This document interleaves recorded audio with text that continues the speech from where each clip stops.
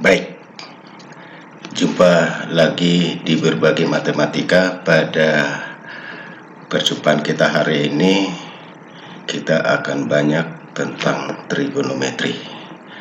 Pada pertemuan sebelumnya kita sudah banyak bicarakan tentang rumus dasar trigonometri sampai dengan solusi soal trigonometri.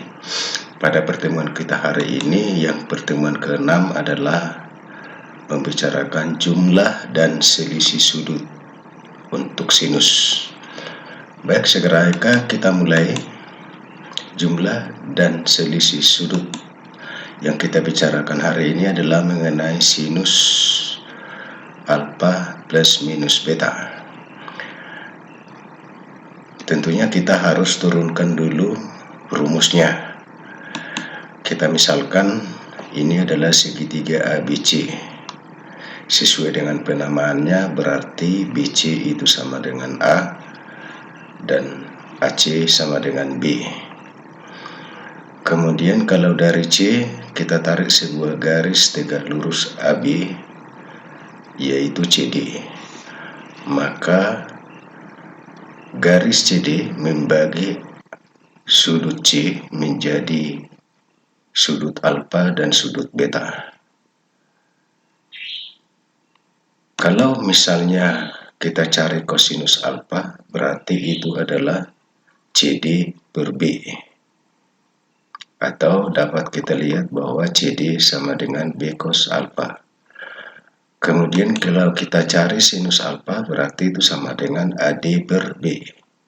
Berarti AD sama dengan B sin alfa.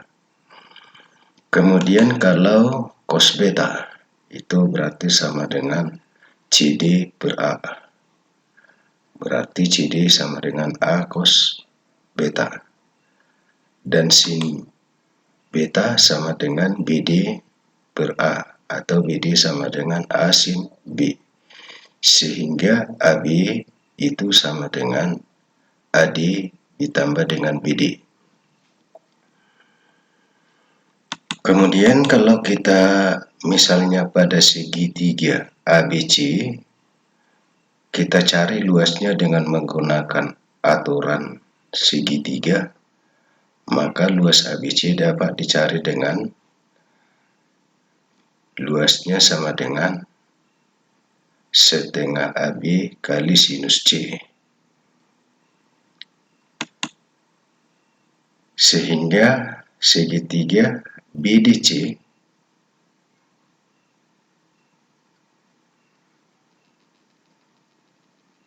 itu sama dengan setengah A sin B kali B cos A. Dan luas segitiga ADC sama dengan setengah B kali sinus alfa kali sinus sekali cos B. Dan kalau kita hitung tadi berdasarkan luas segitiga ABC, dapat kita hitung tadi setengah AB sinus C. Sehingga setengah AB sin alfa tambah beta sama dengan setengah A sin B kali B cos A tambah setengah B sin A kali A cos B.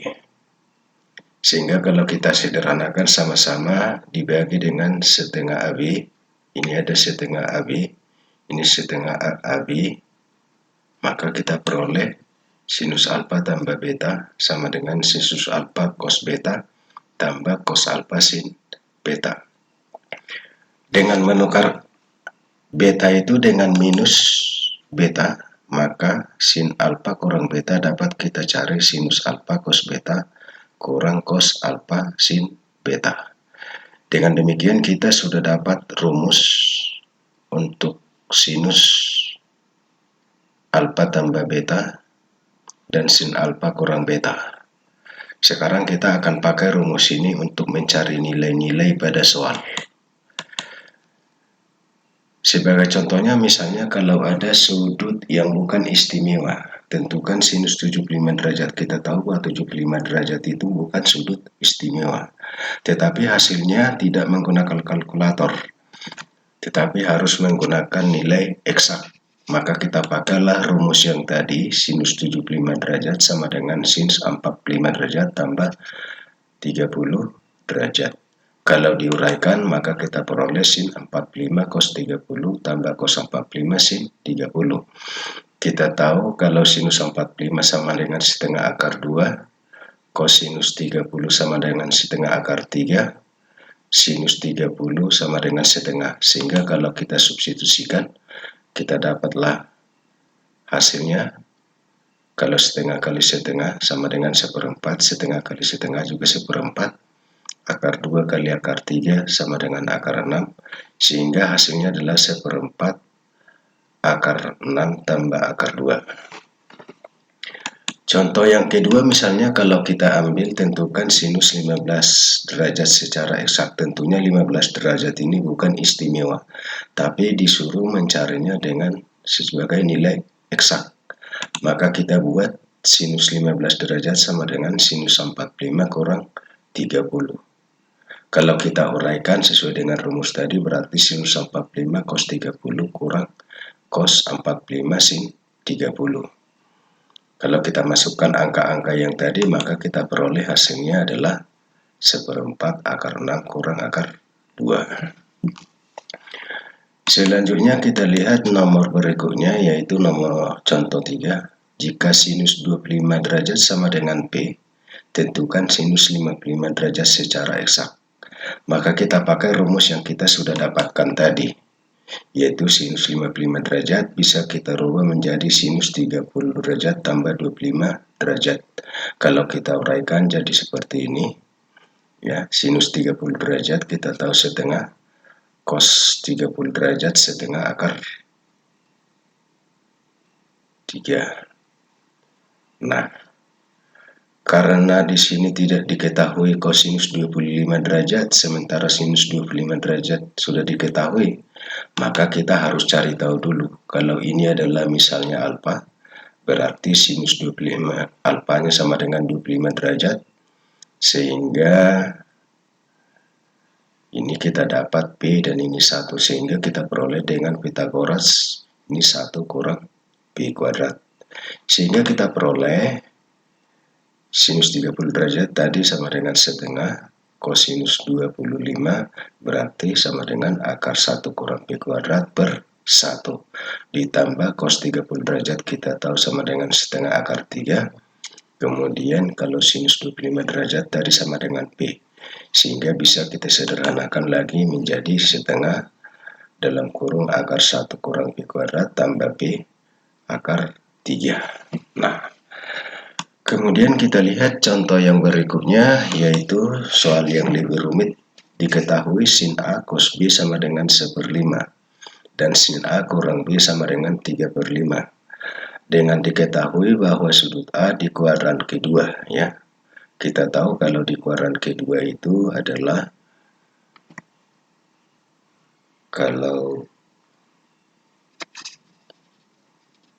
sinus positif, kalau kosinus negatif, sementara B itu di kuadran pertama. Pertanyaannya adalah tentukan sinus A tambah B. Nah, jadi kalau soalnya ini tadi kita uraikan terlebih dahulu. Kalau ini kita uraikan tadi berarti hasilnya adalah sin A cos B kurang cos A sin B sama dengan 3/5.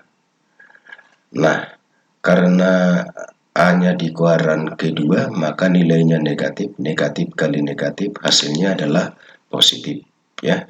Jadi berubah menjadi sin A cos B tambah cos A sin B. Sehingga tadi sin A cos B sudah diketahui 1/5, sehingga kita dapat cos A sin B sama dengan 3/5 kurang 1/5, karena ini tadi diketahui 1/5, berarti 2/5. Kemudian ini yang dicari, maka kita uraikan dulu itu menjadi sin A cos B tambah cos A sin B. Sin A cos B tadi sama dengan 1/5. Kemudian cos A di kuadran kedua tadi negatif, berarti kita dapat ini menjadi negatif. Sehingga ini sudah dapat, ini tadi sudah dapat, berarti hasilnya kita peroleh sama dengan min 1/5. Nah, begitu kira-kira penggunaan dari rumus jumlah dan selisih sudut sinus. Nah, itu aja dulu untuk pertemuan kita hari ini. Sampai saat ini kita sudah membahas trigonometri sampai dengan jumlah dan selisih sudut untuk sinus. Kita bertemu lagi pada pertemuan yang akan datang dan kita akan membahas rumus jumlah dan selisih sudut untuk kosinus. Sekian dari saya, sampai bertemu kembali di hari yang akan datang.